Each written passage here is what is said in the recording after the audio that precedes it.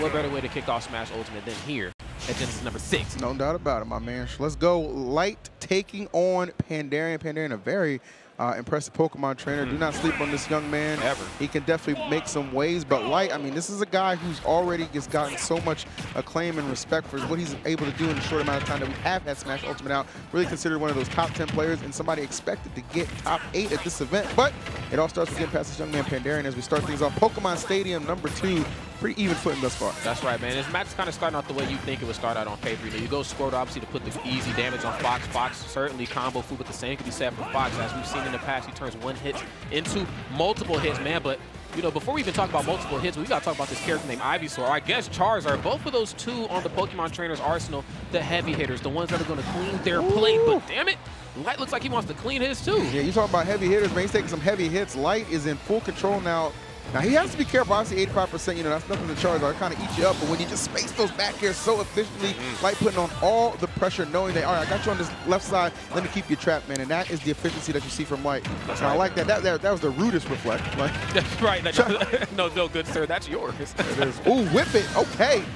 All that whip, man. No nay needed. Absolutely not, man. Yeets him right into the blast zone indeed. And with this in mind, though, really struggling to get his footing back on stage. As you see, man, when he was Charizard just a moment ago, he tried to go for the safest option possible, which I guess at that moment would have been neutral getter, but still ate a backer for his trebles and then ate a lot of off-stage pressure. But god dang, the smash attacks. I mean, talking about safe options, man. I think the safest option in that situation would be to disengage, all right, because he took all that heat. There it is.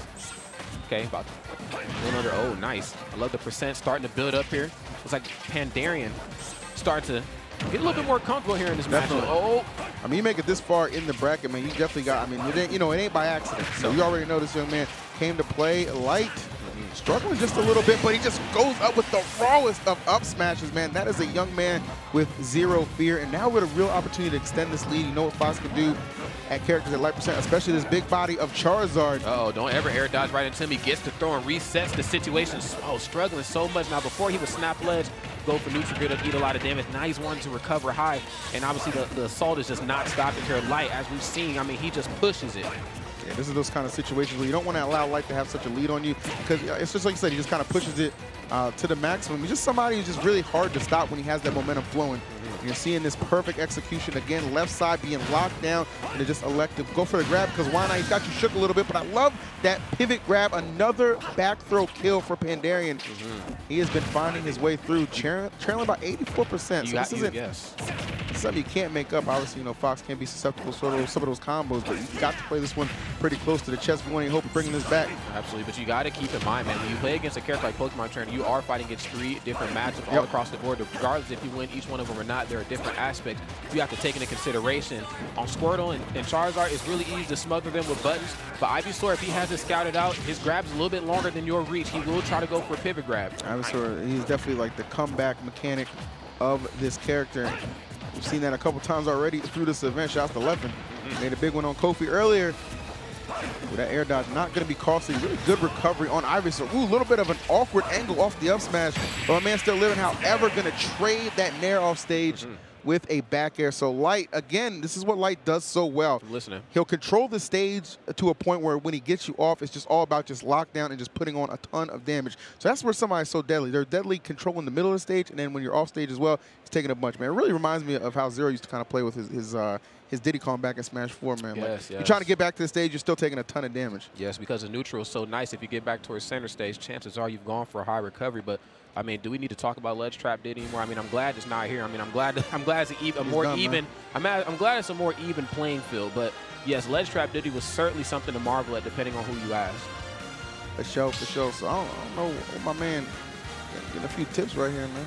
See Moon and Anti in the background, man. Shout out to the homies. Shout out to the homies, man. Pandarian, he's like, I ain't talking to nobody, bro. I'm worried about me, myself, and I. Or should I say Ivysaur? Oh, did you just? Oh, you know I did it to him. All right, Pandarian certainly trying to be the best like no one ever was. We're going to see what we get here for game number 2. Not the strongest start for him as always, but you know what?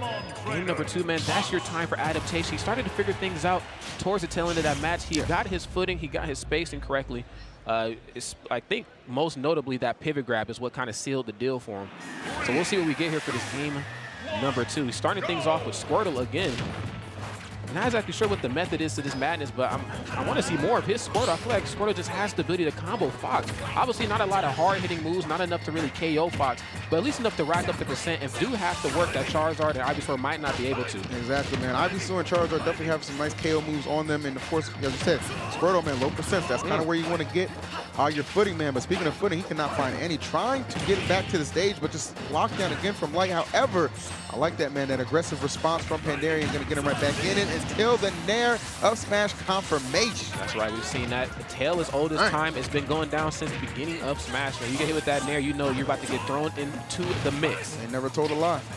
Okay, trying to get back to the stage. Good stuff. Uses his up special, but ends up going a little bit over the ledge. Light kind of lets him off the hook there that time, but there's the dare. You got to respect that, man. Definitely one of the more telling options for sure.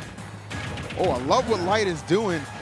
He is pushing his advantage. And I love that was so smart. Actually, stall out a little bit with the shine, but Pandarian noticed he was not fooled.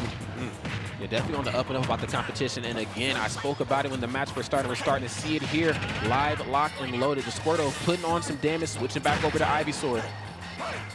Now, Ivysaur doesn't quite have the buttons to trade with Fox. It's really easy for him to get smothered, so I would like to see him try to get himself back onto stage. Here's Charizard, though. He wants to throw that weight around, but damn it, he ain't heavy enough. I'm telling you, man, he hit that fair, and it looked like it was, you know, a pretty meaty hit. However, just kind of tanking it, did Light, just responding in kind to set up for the up smash. Very intelligent play.